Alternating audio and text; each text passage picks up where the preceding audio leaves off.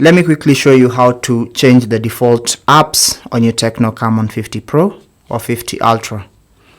So you want to go into settings, and then under settings you want to scroll down and find app management, and here you should see default apps. So tap on default apps and then find the category of default apps that you want to change, even if it's the launcher on your phone.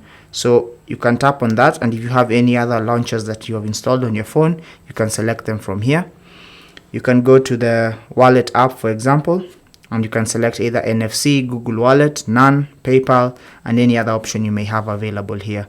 So you can go on changing the default apps for whatever options that you want. So tap on more default to see even more apps that you can change the default apps for, and select your option, the option that you want to use. But that's basically how to change the default apps on your Tecno Camon 50 Pro or 50 Ultra. Take care and God bless.